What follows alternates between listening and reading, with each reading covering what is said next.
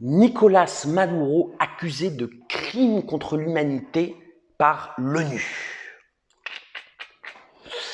Ça rigole plus là, ça rigole plus du tout. En tout cas, le tribunal médiatique est unanime, comme on peut le voir ici et là, avec quelques nuances, mais la plupart des médias dominants ont relayé une dépêche de l'AFP, donc mentionnant un rapport de l'ONU, et donc Nicolás Maduro serait accusé de crimes contre l'humanité. Alors, immédiatement, le gouvernement vénézuélien a rejeté le rapport en disant qu'il était biaisé. Donc on va voir ça, hein, on va analyser le rapport. Je l'ai lu pour vous, ça vous évitera de vous taper les 443 pages de ce long rapport. Et donc on va voir ce qu'il y a un peu dedans. Ce qu'il faut noter, c'est que les médias ont une indignation sélective, en tout cas par rapport au rapport de l'ONU, puisque lorsque un expert qui travaille pour l'ONU, donc qui émet des rapports onusiens, Alfred de Zayas, je crois que c'est intéressant de rappeler que Alfred de Zayas n'est pas n'importe qui. Alfred de Zayas a été secrétaire du Conseil des droits de l'homme de l'ONU, il a été chef du bureau des requêtes du Haut Commissariat de l'ONU aux droits de l'homme. Et donc Alfred de Zayas a fait un rapport sur le blocus criminel qui s'abat sur le Venezuela. Ce rapport n'a évidemment été relayé par aucun média. Enfin, aucun, oui et non, puisque sur le site d'information sur l'Amérique latine, lesdeuxrives.info, nous avons fait une longue interview de Monsieur de Zayas. Je vous conseille d'aller la regarder, elle est très instructive. Enfin, toujours est-il que dans le cas de Zayas, aucun média n'en a parlé. Là, évidemment, tous les médias dominants relayent donc cette accusation de l'ONU. Alors, déjà, avant de commencer à voir ce qu'il y a dans le rapport, il faut voir d'où vient ce rapport. Ça, c'est très important. Vous vous rappelez certainement, et pour ceux qui ne se rappellent pas, il y a eu une campagne médiatique mensongère l'année passée, en 2019, accusant l'État vénézuélien d'avoir pratiqué 18 000 exécutions extrajudiciaires. Alors évidemment, c'était qu'une fake news. Je vous renvoie là aussi à une vidéo que nous avions fait avec le célèbre journaliste Maurice Lemoine et le secrétaire du Conseil national de la police vénézuélienne qui montrait bien les mauvaises intentions de ce rapport qui venait d'une ONG, Human Rights Watch. On mettra la vidéo dans les commentaires. Toujours est-il que avec le bruit qui s'était généré autour de ce rapport de l'ONG, le Conseil des droits de l'homme, le 27 septembre 2019, à la demande du groupe de Lima, c'est-à-dire ces gouvernements néolibéraux d'Amérique latine qui s'opposent frontalement au Venezuela, avait approuvé l'envoi d'une mission au Venezuela pour traiter le thème des droits de l'homme. Alors, ce qui est intéressant de voir, donc 27 septembre 2019, ce qui est intéressant de voir, c'est que une semaine avant, le 20 septembre 2019, le Venezuela avait signé un partenariat avec le Haut Commissariat aux droits de l'homme de l'ONU, donc présidé par Michelle Bachelet, justement pour un accompagnement et améliorer ce qui doit être amélioré dans le domaine des droits de l'homme au Venezuela. Et là encore, les dates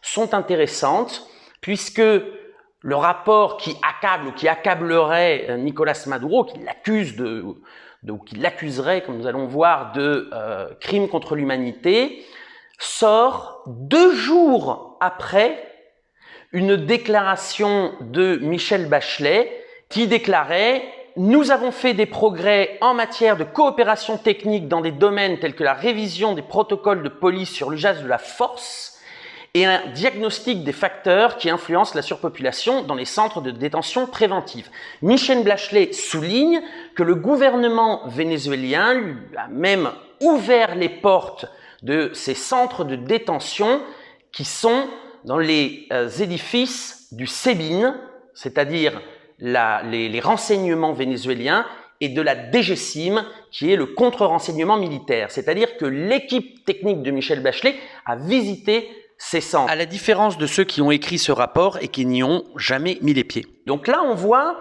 que lorsqu'on dit selon l'ONU, ben, c'est pas selon l'ONU. Il se trouve qu'il y a la vision de l'ONU sur le thème des droits de l'homme au Venezuela n'est pas monolithique. Et d'ailleurs, le Vénézuélien a accusé ceux qui ont écrit ce nouveau rapport de mettre la zizanie entre l'État vénézuélien et le Haut-Commissariat aux droits de l'homme de l'ONU dans leur coopération technique. Alors, les enquêteurs de l'ONU sont trois juristes, Marta Valinas, qui était spécialisée dans la justice pour l'ex-Yougoslavie, Francisco Cox. Francisco Cox, c'est un avocat qui a travaillé pour Human Rights Watch et qui a été aussi l'avocat du sous-secrétaire de gouvernement de Pinochet, c'est-à-dire que bon, les droits de l'homme, on voit bien que c'est son fort, et puis un autre juriste, Paul Seyss. On va voir maintenant ce que dit le rapport. 443 pages, et on va aller à la source. On ne va pas s'arrêter à l'interprétation qu'en fait l'AFP et certaines agences de presse, et encore moins à l'interprétation de l'interprétation que vous avez pu lire dans les médias dominants. Et là, je peux vous assurer que c'est folklorique. Alors, pourquoi c'est folklorique? Déjà, les enquêteurs ne sont jamais allés au Venezuela. Ils ne sont jamais allés au Venezuela. Donc déjà, il y a un petit problème de méthodologie, puisqu'ils pondent un rapport de 500 pages sur le Venezuela sans jamais y avoir foutu un pied. Dans le rapport, le paragraphe 5 nous dit la chose suivante. Le manque d'accès au pays et les restrictions de voyage liées au Covid-19 a présenté des défis pour le travail de la mission et à certains égards a conduit à un point de vue plus restreint que celui qui aurait été le cas sans ces restrictions. Toutefois, la mission a réussi à rassembler les informations nécessaires pour établir les faits et tirer des conclusions conformément à notre mandat.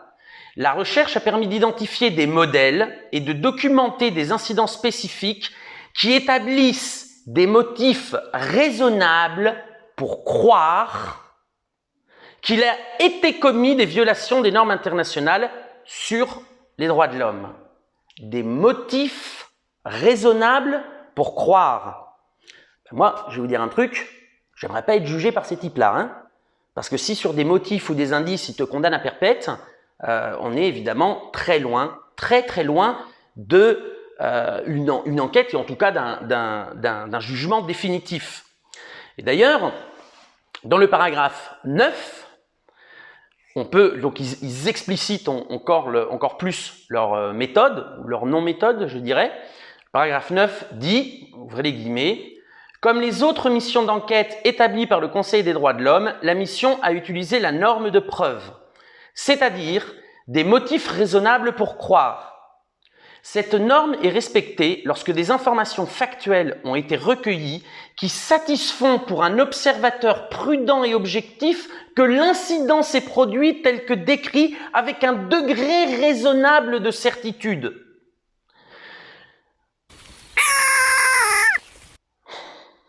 C'est un peu léger, hein?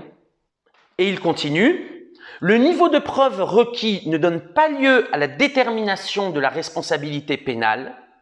Il appartient aux autorités pénales compétentes d'enquêter sur les faits et les comportements documentés dans le rapport. Donc en fait, c'est une enquête qui demande à ce qu'il y ait une enquête. Alors là, on est assez éloigné de l'accusation en bloc de crime contre l'humanité de Nicolás Maduro. Et donc là, on voit qu'il y a une méthodologie vraiment plus que douteuse. Alors, comment ils ont travaillé? Ils ont fait l'enquête par Zoom. Hein. Comment ils ont travaillé? Donc, c'est une compilation d'articles de presse. Alors, de presse, pas n'importe quelle presse. Hein. La presse commerciale qui est opposée depuis 20 ans à la révolution bolivarienne. De rapports d'ONG financés par le gouvernement des États-Unis à travers le département d'État, la USAID, ou à travers des paravents de la CIA comme la Fondation Ford, comme la NED, voire financée par les organisations de George Soros et de la Open Society Institute. Donc pour ça, encore une fois, pour ce type de source, je vous renvoie à la vidéo que nous avions fait avec Maurice Lemoine où on démontrait finalement la partialité énorme de ces ONG. Et finalement, ce sont des ONG qui relaient, qui ont un rôle politique d'attaque de la révolution bolivarienne.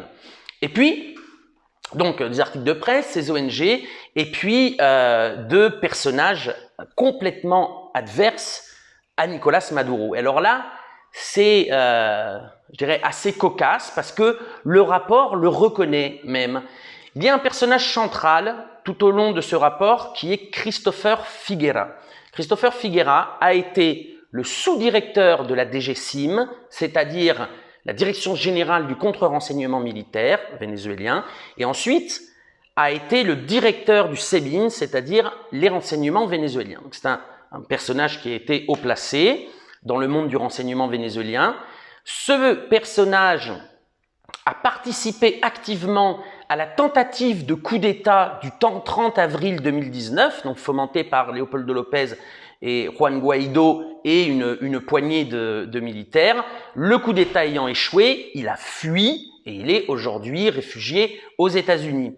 Donc évidemment, son témoignage, il va pas être neutre comme vous pouvez l'imaginer. Mais le pire, c'est pas ça. Le pire, c'est que ce rapport de l'ONU le reconnaît. Le rapport de l'ONU le reconnaît. Je vais vous lire le paragraphe 15 qui nous dit « La mission s'est entretenue avec l'ancien directeur général du service de renseignement bolivarien national, le SEBIN, le général Christopher Figuera. La mission est consciente de son rôle reconnu dans la tentative de coup d'État d'avril 2019 et de son intention exprimée d'impliquer le président Maduro dans la commission de crimes graves. » Donc, je veux dire, une des sources principales, parce que ça c'est important, parce que le rapport fait état de divers aspects policiers et militaires sur le Venezuela, mais lorsqu'il s'agit de relier certaines actions à Nicolás Maduro, on voit bien que la seule source, c'est Christopher Figuera. Et là, évidemment, c'est pas du tout crédible non plus. C'est-à-dire, c'est comme si vous preniez, pour juger le gouvernement d'Allende, vous demandiez à Pinochet. Non ? Le général Christopher Figuera est un putschiste, il est radicalement opposé à Nicolás Maduro. Et en plus de ça, c'est une manière pour lui de se mettre à distance du gouvernement de Nicolás Maduro. Et d'ailleurs, c'est assez cocasse puisque dans l'article 1987 du rapport de l'ONU, il précise, ouvrez les guillemets, le général Figuera a déclaré à la mission que lorsqu'il a été nommé directeur général du SEBIN à la fin de 2018, il a pris des mesures pour changer les pratiques au sein du service de renseignement. Il a déclaré à la mission qu'il avait enquêté sur les allégations spécifiques de torture, a renvoyé une personne qui pensait être impliquée dans des violations et a obtenu la libération de certains détenus, entre autres mesures. La mission n'a pas connaissance d'allégations de torture pendant la période où le général Figuera était directeur. Ben, tant qu'à faire, hein, autant charger les autres. C'est-à-dire que le type dit il y a une généralisation de la torture, sauf lorsque j'étais directeur, et la mission l'absout finalement en disant ah oui, effectivement, là, durant le laps de temps où notre informateur était directeur, là, il n'y a rien eu. Bon, c'est pas très crédible. C'est pas très crédible. Donc voilà sur quoi est basé les accusations, en tout cas au niveau de la méthodologie, donc des articles de presse, d'une presse radicalement opposée à Nicolás Maduro, des articles d'ONG financés par un gouvernement extrêmement hostile au gouvernement vénézuélien et par certaines personnes, donc, dont Figuera, qui sont évidemment des putschistes opposés au gouvernement de Nicolás Maduro et qui, d'une certaine manière, cherchent à se blanchir, en tout cas politiquement. Alors, le général Figuera aussi va accabler Maduro, hein. Il va dire que les ordres venaient directement de lui, que Nicolas Maduro prend un téléphone et dit « Tiens, interroge-moi ce type, torture-le, etc. » Mais comme on peut le voir, ça manque effectivement de matière, non? Ce qui n'empêche pas le rapport, dans son article 1988, de dire sur la base de ce qui précède, donc notamment les accusations de Figuera, il existe des motifs raisonnables pour croire que le président était conscient des violations et des crimes, en particulier des arrestations arbitraires, des actes de torture ou les traitements cruels, inhumains et dégradants. Il se pourrait que, dans une certaine mesure, si l'on prend en compte le contexte, peut-être bien que on m'a dit l'ours, la buse, que Nicolas Maduro était responsable d'actes de torture et de traitements cruels. D'autant plus, c'est ça aussi un point qu'on développera un petit peu plus tard, mais que l'article 2004 de la mission, qui lui mentionne le cas donc de la DGSIM, donc du contre-renseignement militaire, et l'article 2004 dit, ouvrez les guillemets, la mission n'a connaissance que d'un seul cas impliquant la DGSIM, celui du capitaine Acosta Arévalo. Alors effectivement, figurez-vous que le capitaine Acosta Arévalo, donc qui a participé à un coup d'État militaire contre le gouvernement élu et légitime du Venezuela, a été arrêté et effectivement, étant donné qu'il est militaire, donc la trahison est ressentie comme avec beaucoup plus de force dans le domaine militaire, on est à la DGSIM, je vous rappelle, le capitaine Arévalo, effectivement, a subi des actes de torture, donc il ne s'agit pas de le nier. Donc, c'est donc, selon la mission de l'ONU, le seul cas impliquant la DGSIM. Oui, mais il y a un léger détail. C'est que la justice vénézuélienne a reconnu le cas, a jugé et a condamné des militaires appartenant au contre-renseignement militaire. C'est-à-dire que dans le cas du capitaine Arévalo, dans le cas du seul cas impliquant la DGSIM, selon le rapport de l'ONU, il y a eu des condamnations. C'est-à-dire que le Venezuela n'est pas un État failli. Il ne s'agit absolument pas de nier des abus policiers au Venezuela. Non, ça existe, bien entendu. La police du Venezuela n'est pas parfaite, hein. C'est pas non plus la police islandaise. La police nationale du Venezuela est en plus une institution jeune, elle n'a que 12 ans.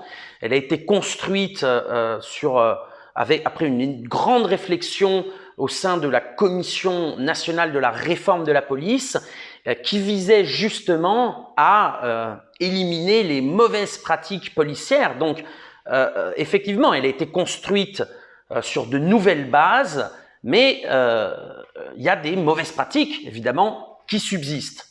Mais, encore une fois, le Venezuela n'est pas un État failli et les contrôles et les condamnations existent. Pour l'année 2019, le procureur général du Venezuela avait annoncé qu'il y avait eu 140 condamnations pénales de policiers et de militaires qui s'étaient rendus coupables de manquements aux droits de l'homme.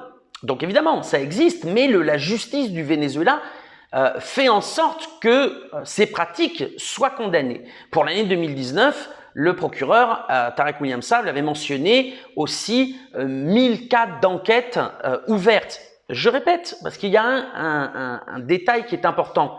Ce n'est pas des enquêtes administratives.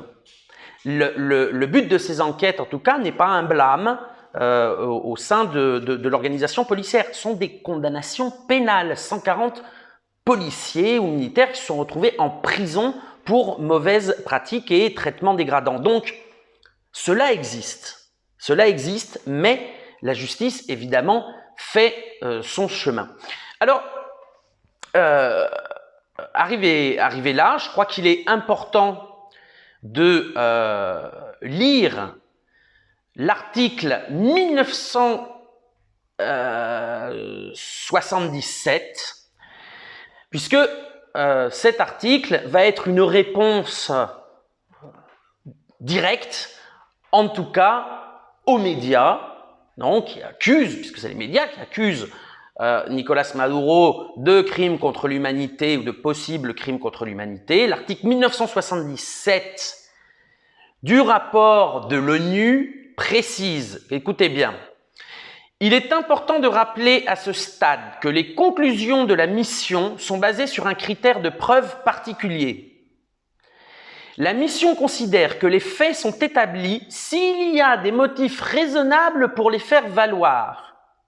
Ce critère est inférieur à la fois au critère requis pour une condamnation pénale, qui est de la condamnation au-delà de tout doute raisonnable, et aux preuves équilibrées ou la probabilité en matière civile, ce qui signifie qu'il est plus probable que quelque chose ait eu lieu. C'est inférieur à ça, c'est moi qui rajoute. Les conclusions de la mission n'équivalent pas à une condamnation pénale et les informations présentées ici sont pour la plupart inférieures à celles qui sont nécessaires pour obtenir une condamnation pénale. La détermination de la responsabilité pénale individuelle des personnes mentionnées doit être faite par des tribunaux compétents. Voilà. Donc, dans cet article 1977, le rapport de l'ONU reconnaît qu'ils n'ont pas enquêté, qu'ils ont des indices, des motifs raisonnables pour penser que, dans une certaine mesure, on pourrait dire, mais en tout cas pas de preuves tangibles. Et en fait, ils demandent à des tribunaux d'enquêter sur leur enquête, ce qui est quand même assez risible. Alors, quand on parcourt le rapport, il y a quelque chose qui est assez étonnant. Il y a un très long développement de l'article 166 à l'article 289, c'est une trentaine de pages, sur la description minutieuse des stratégies de défense de la nation vénézuélienne, des institutions de toutes les institutions policières, militaires, de renseignement, avec les hiérarchies, comment ça fonctionne, avec des plans des installations, notamment de la DGSIM, avec des photos aériennes d'installations militaires, et aussi toutes les stratégies de défense intégrale de la nation vénézuélienne. C'est étonnant parce que quand on lit ça, on a plus l'impression de lire un rapport de renseignement plutôt qu'une enquête de l'ONU. On se demande d'ailleurs si c'est vraiment le rôle de l'ONU d'établir ce genre ou de rendre public ce genre d'informations et de se demander aussi pourquoi. C'est très minutieux, évidemment, ça a été fait sur la base de témoignages de déserteurs de l'armée, donc qui ont un grief personnel avec le gouvernement de Nicolás Maduro, ou sur la base de témoignages de personnes qui ont participé à des aventures séditieuses ou à des tentatives de coup d'État. Et puis, il y a plusieurs chapitres. Il y a donc un chapitre sur l'étude de cas individuels, donc pour prouver que Nicolás Maduro, son ministre de l'Intérieur, son ministre de la Défense sont rendus coupables de crimes contre l'humanité. Il y a tout un chapitre sur la critique de la lutte contre la pègre au Venezuela, et puis un chapitre sur les exécutions extrajudiciaires. Alors dans le cas des études individuelles, ce qui frappe, on a une cinquantaine, ce qui frappe, c'est que 90% des personnes citées, donc civiles ou militaires, ont tous participé à des actions de soulèvement, des épisodes insurrectionnels visant à promouvoir la guerre civile ou à renverser le gouvernement légitimement élu, à des opérations militaires, des tentatives de coup d'État ou des opérations terroristes. Donc pour rappeler, les épisodes insurrectionnels des Guarimba en 2014 et en 2017, c'est 250 morts au Venezuela, dont la plupart sont imputables justement aux insurgés. Rien que pour l'année 2019, il y a eu 6 opérations militaires contre le gouvernement vénézuélien. En 2020, on en est à 3. Il y a eu la première partie donc, pour 2020 de l'opération Gédéon avec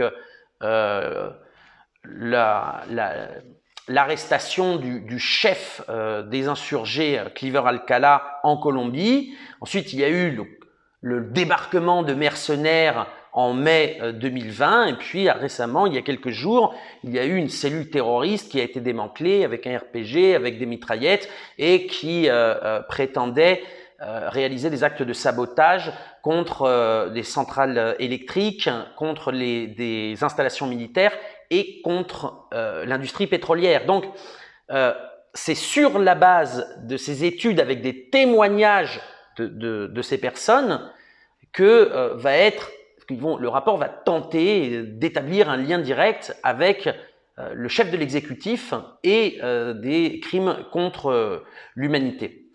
Je rajoute ça parce que dans n'importe quel pays au monde, ces personnes auraient été arrêtées.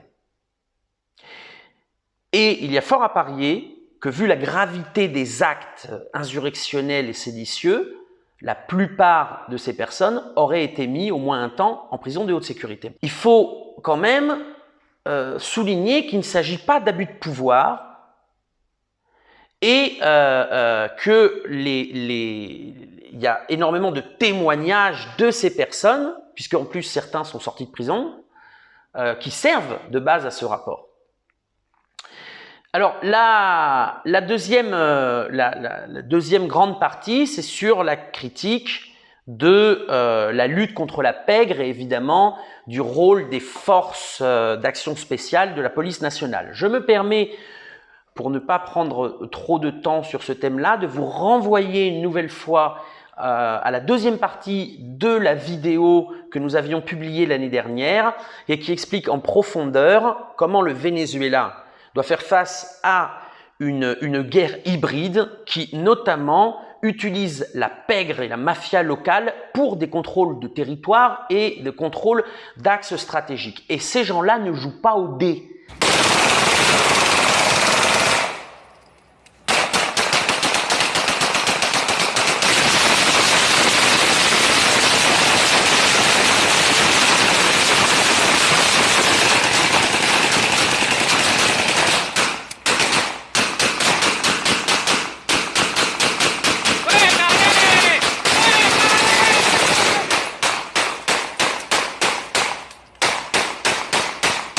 Suéltale.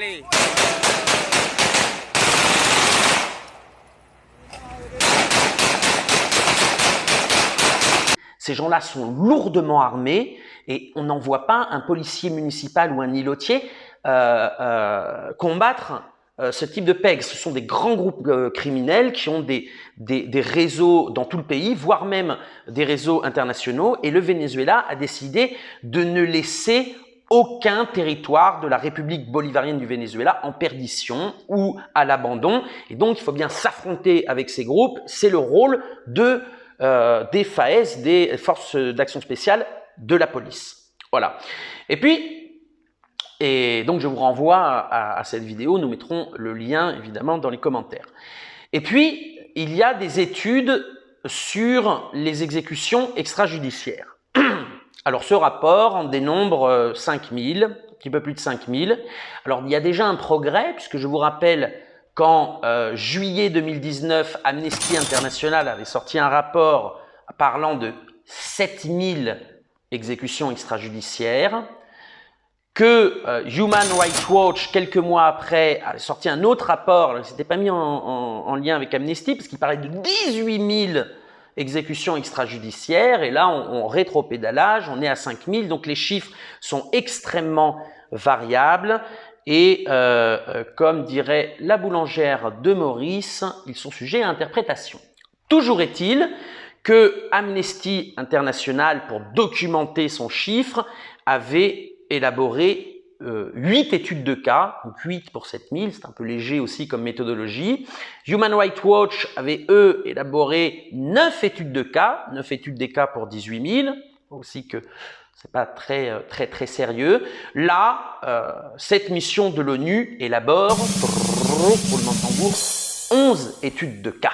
Donc, ce qui n'est guère mieux au niveau méthodologique. Qui plus est, il récupère 2 études de cas des rapports d'Amnesty et Human Rights Watch, quasiment en copier-coller, il ne faut pas trop travailler non plus, mais c'est vrai que pour faire ce type d'enquête, Zoom, c'est pas forcément la meilleure des solutions. Alors, je rentre pas dans l'étude de ces cas, encore qu'il y en a certains qui sont vraiment sujets à interprétation. Comme on va dire que pour parler le langage onusien, il y a des motifs raisonnables pour pouvoir prétendre penser que c'est possible. Et comme je vous l'ai dit avant, oui, c'est possible, mais la justice vénézuélienne agit. La justice vénézuélienne agit. Il y a le cas de 2 jeunes qui effectivement ont été assassinés par des policiers il y a quelques semaines, et immédiatement les policiers ont été condamnés au pénal, c'est pas un blâme, mais pas seulement les policiers qui ont tiré. Il y a eu toute la chaîne de commandement qui a été donc le responsable direct, le commissaire local, qui ont été condamnés aussi. Donc la justice vénézuélienne agit. Dans la vidéo que je vous ai mis en lien, il y a toute une explication de toute une série de cas comme ça où la justice vénézuélienne a fait son travail. Alors, pourquoi ce rapport? Pourquoi ce rapport? Eh bien, à la fin du rapport, il y a toute une série de recommandations et la recommandation numéro 65 stipule, les guillemets, que le bureau du procureur de la Cour pénale internationale tienne compte de la nécessité de rendre justice aux victimes des crimes sur lesquels la mission enquête et de ceux qu'elle examine. Voilà. Donc là, on a le but final de ce rapport. En réalité, il y en a plusieurs. 1. De mettre une pression de plus, parce qu'il y en a quand même pas mal, sur le président Nicolas Maduro et sur les ministres qui commandent la force publique vénézuélienne, c'est-à-dire sur le ministre de la Défense et sur le ministre de l'Intérieur. Évidemment, cette pression est exercée dans le but que ceux-ci se retournent contre le gouvernement légitimement élu. Et puis, il y a aussi une pression qui va s'exercer à partir de la publication de ce rapport et de la pression médiatique qui va s'en suivre, évidemment, sur la frange démocratique de l'opposition qui a décidé de régler les différends politiques par les urnes et par le chemin institutionnel, c'est-à-dire de s'éloigner de la stratégie des États-Unis et de leurs alliés Leopoldo López et Juan Guaidó, du putsch permanent et de renverser le gouvernement par les armes. Et évidemment, là, il y avait toute une série de négociations avec notamment de nouvelles garanties électorales pour que le consensus démocratique soit le plus large possible. Je rappelle que M. Capriles Radonski et d'autres, y compris d'autres bras droits de M. Guaidó, avaient appelé à aller aux urnes, donc le 6 décembre aux élections législatives. Évidemment, là, ça va mettre une pression pour éviter le chemin constitutionnel et la reprise de l'institutionnalité de l'État. Et puis, il y a aussi la volonté claire, par notamment le chronogramme de publication, de semer la zizanie entre le gouvernement vénézuélien et le bureau du haut commissaire aux droits de l'homme de l'ONU. Alors ça, c'est important puisque, comme nous l'avons vu en introduction, le Bureau des droits de l'homme de l'ONU a fait une coopération technique avec le Venezuela. Donc on verra d'ailleurs quelle va être la réaction de Michelle Bachelet à la publication de ce rapport, mais la situation va être évidemment très inconfortable. Je voudrais souligner que ce type de rapport partial, politisé, mal intentionné et biaisé ne fait pas un grand tort à Nicolas Maduro. Non, la pression, il en a suffisamment comme ça. Et je rappelle aussi qu'un tribunal fantoche composé d'ex-magistrats vénézuéliens et siégeant au Panama, faut rien inventer, pour l'inventer, avait déjà condamné dans un procès surréaliste, irréel et illégitime, le président Maduro à 14 ans et 9 mois de prison. Donc, si vous voulez, la pression judiciaire sur Nicolas Maduro, elle existe déjà. C'est pas sur le Venezuela et sur Nicolas Maduro que ce rapport fait du mal, c'est sur le système des droits de l'homme de l'ONU. Parce que ce type de rapport, je dis ultra biaisé et politisé, fait un immense tort au système des droits de l'homme de l'ONU, puisqu'on utilise les droits de l'homme pour faire de la politique au lieu de faire de la politique des droits de l'homme, comme l'a rappelé le ministre des Affaires étrangères du Venezuela, Jorge Arreaza. Voilà, donc, pour résumer, eh bien, le rapport de l'ONU dit bien qu'ils n'ont aucune preuve pour condamner Nicolas Maduro pour des crimes contre l'humanité. Ils demandent d'ailleurs à la CPI de faire une enquête sur leur enquête, ce qui n'est évidemment pas très sérieux. On a vu qu'il y a des problèmes évidemment de méthodologie et de partialité politique, puisque comme ils ne sont pas allés au Venezuela, donc ils n'ont pas pu juger sur place, à la différence de Michelle Bachelet, ils n'ont pas pu visiter les geôles des services de renseignement vénézuéliens. C'est très important quand même, puisqu'une grande partie des accusations sont aussi basées là-dessus. Et ils s'en remettent à des témoignages d'opposants, mais pas des opposants de la rue, c'est-à-dire de putschistes qui veulent briser les institutions vénézuéliennes. Voilà, je vous demande évidemment de partager cette vidéo le plus largement possible à tous vos contacts. Et puis, je rappelle que lesdeuxrives.info, le site d'information sur l'Amérique latine en français, ne compte sur le soutien d'aucun milliardaire ni d'aucun État. Notre seule source de financement, c'est vous. Donc, nous comptons sur vous pour pouvoir vous proposer un autre point de vue, un autre son de cloche sur l'Amérique latine que vous ne trouverez nulle part dans les médias dominants. À bientôt.